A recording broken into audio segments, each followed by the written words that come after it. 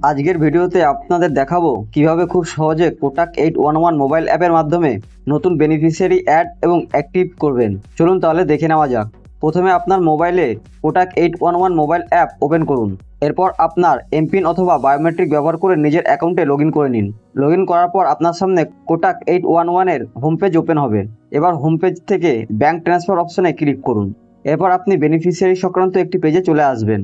এখানে আগে যদি কোনো বেনিফিশিয়ারি অ্যাড করা থাকে তাহলে তাদের তালিকা দেখতে পাবেন, আর তার নিচে থাকবে অ্যাড বেনিফিশিয়ারি অপশন। নতুন বেনিফিশিয়ারি অ্যাড করার জন্য এই অ্যাড বেনিফিশিয়ারি অপশনে ক্লিক করুন।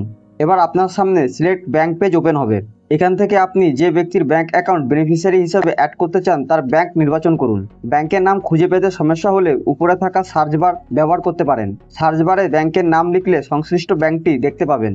ব্যাঙ্কের নামের উপর ক্লিক করলেই পরবর্তী বেনিফিশিয়ারির ব্যাঙ্ক ডিটেলস পেজ ওপেন হবে। এবার খুব সাবধানে বেনিফিশিয়ারির তথ্যগুলো পূরণ করতে হবে। প্রথমে বেনিফিশিয়ারির নেমে অ্যাকাউন্ট হোল্ডারের নাম লিখুন। এরপর যদি কোনো নিকনেম দিতে চান তাহলে নিচের ঘরে সেটি লিখতে পারেন। তারপর অ্যাকাউন্ট টাইপ নির্বাচন করুন। এরপর বেনিফিশিয়ারির ব্যাঙ্ক অ্যাকাউন্ট নাম্বার দিতে হবে। অ্যাকাউন্ট নাম্বার সাধারণত দুবার দিতে হবে, প্রথমবার অ্যাকাউন্ট নাম্বার এবং দ্বিতীয়বার কনফার্ম অ্যাকাউন্ট নাম্বার হিসেবে। দুই জায়গায় একই অ্যাকাউন্ট নাম্বার সঠিকভাবে লিখুন। এরপর নিচের ঘরে বেনিফিশিয়ারি ব্যাঙ্ক আইএফসি কোড লিখুন। এখানে অ্যাকাউন্ট নাম্বার এবং আইএফসি কোড দেওয়ার সময় বিশেষভাবে সতর্ক থাকবেন, কারণ ভুল তথ্য দিলে টাকা পাঠানোর ক্ষেত্রে সমস্যা হতে পারে। এরপর আপনি কন্ট্যাক্ট নাম্বার এবং ইমেল আইডির মতো আরও দুটি অপশন দেখতে পাবেন। এগুলো অপশনাল, প্রয়োজন অনুযায়ী দিতে পারেন আবার নাও দিতে পারেন। এবার নিচে আপনি দুটি অপশন দেখতে পাবেন, সেভ অ্যান্ড ট্রান্সফার এবং সেভ বেনিফিশিয়ারি। এখানে দুটির মধ্যে পার্থক্য হলো আপনি যদি সেভ অ্যান্ড ট্রান্সফার নির্বাচন করেন তাহলে বেনিফিশিয়ারি সেভ করার পর সেখান থেকে টাকা ট্রান্সফার করার প্রক্রিয়ায় যেতে পারবেন। আর আপনি যদি শুধু বেনিফিশিয়ারি অ্যাড করে রাখতে চান এবং এই মুহূর্তে কোনো টাকা পাঠাতে না চান তাহলে সেভ বেনিফিশিয়ারি নির্বাচন করবেন। আমি সেভ বেনিফিশিয়ারি অপশনটি নির্বাচন করছি। আপনারা প্রয়োজন অনুযায়ী উপযুক্ত অপশনটি নির্বাচন করবেন। এরপর আপনার স্ক্রিনে একটি পপ আপ আসবে। এখানে ভেরিফাই অপশনে ক্লিক করুন।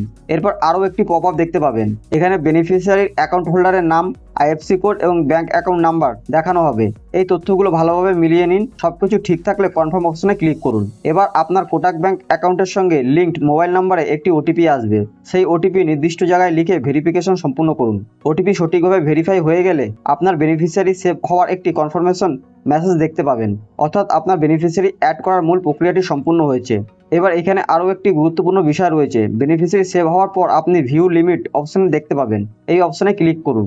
একটি পপ আপ ওপেন হবে।